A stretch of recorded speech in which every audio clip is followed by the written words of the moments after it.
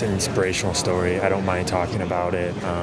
Any way that it can help some kids in need that were in the same situation, you know, I'll do my best. You may have noticed the early sportscasts here at KUSI have become more interview-oriented, and the reason is simple.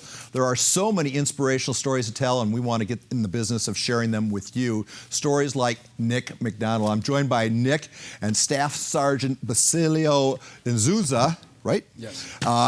Your presence kind of gives away where the story is going. But Nick, first of all, you were referring to you're a five-time NFL veteran who is now making a big decision in his life. I think we know what the decision is. But before we get to that, could you talk a little bit about what you were talking about in that soundbite? You had a tough childhood. Yeah, sure. You know, like I said in that soundbite there, I don't mind talking about it. You know, I think it's an inspiring story.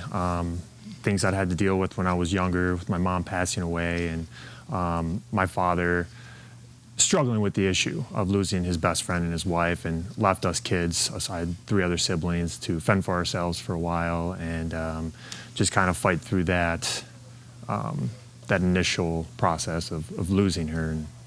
So, you know, we hear stories like this. Worst breaks no one should have to endure, and yet often the stories end up behind bars or in the ground early. Your story did not. How are you here right now with those obstacles? Well, there's a lot of reasons why I'm here. Great family support, friend support. I've had the same friends growing up my entire life, family, and sports, honestly. You know, playing football, basketball, and baseball, and having that team camaraderie and that brotherhood that just makes me want to get up every morning and play for those guys. So you own a Super Bowl ring, which we'll get to in a moment. But Staff Sergeant, it's guys like this, overcoming adversity is a big part of what the U.S. Army is about, is it not? Yes, it is. So finding guys like this is special to you, is it not? Yes, it is. Can you explain why? Obviously, individuals like Nick McDonald that have motivation, very motivational individual for the most part, and it's something he always wanted. So for us, it's a pleasure to help people like himself. Because being in military training, a lot is dealing with adversity, is it not? Yes. And you have a guy who's already equipped to do so. Speaking of which, so where do you go to college? Grand Valley State University. And an undrafted invitee to the Packers. On their Super Bowl team that beats the Steelers. But I kind of want to talk about, you also had a stint with Bill Belichick and the Patriots. What's your best Bill Belichick story? Oh, man, I got a couple of them.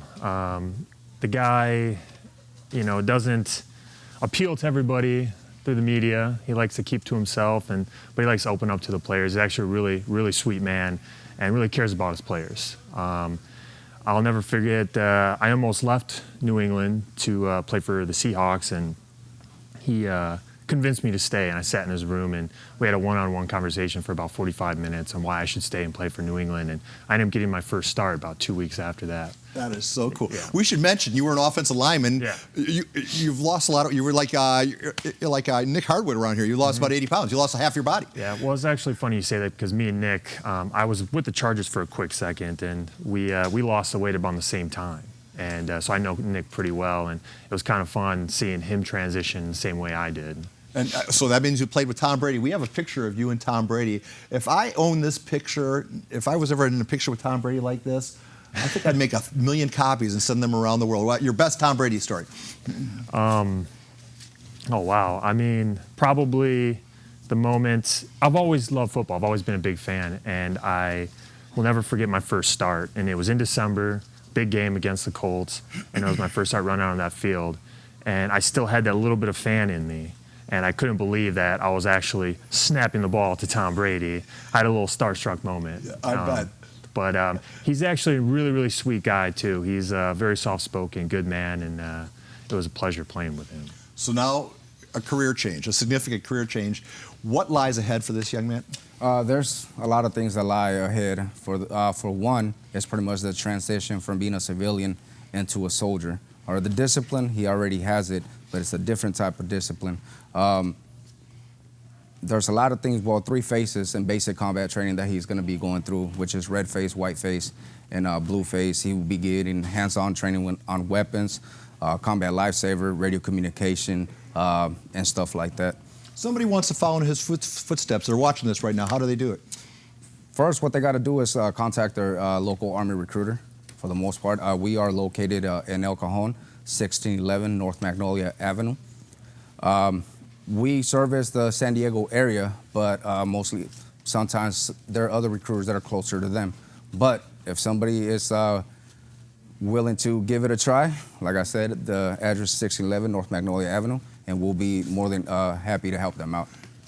And, you know, everyone talks about two-a-days in football and how grueling they are. I have a feeling two-a-days are going to soon seem like a walk in the park to you. Are you ready for that challenge? You know, I am ready. I've been out of football for about 2 years now, training for this, trying to get to this point. And, you know, a lot of people are really nervous about doing this. But for me, I think I'm more excited. And I'm excited for the grind. That's what I've been used to, you know, the hard times, the long hours, you know, the tough days. And I'm ready for that. And I know it's going to be difficult. I'm not saying that it's not. It's going to be hard physically and mentally. And I'm just ready for the challenge. I'm ready for that a new part of my life. Staff Sergeant, learning the skills, I assume, is a challenge enough. I know it's a challenge enough. Yeah. I read all about it. But then employing those skills, that's a whole different kettle of fish. Is that even a bigger challenge? It is. Can you explain why? Well, obviously, it's not a very common thing for individuals. If you've never done it before, obviously. Be shot at or to be shooting at people. Exactly. So pretty much it's going to be tough, but it's something I'm pretty sure that Nick ain't going to have an issue with. So here you are. You're an articulate young man. You could, I'm sure you could do 1,000 different things. Explain why you're doing this. You know, I think it's all started since I was a little kid, putting on my dad's uniforms. My dad and my mom were in the Army. I was an Army brat growing up. We traveled all over, just playing in the backyards, playing Navy SEALs with my friends, and, you know, not having the means to go to college. I was going to join. And then I got the scholarship. I was going to join after college. Football kept progressing. And now I got to a point in my life where this was still a possibility, and this is something I've always wanted to do. I've always felt like I've had a higher calling and doing something a little bit more meaningful.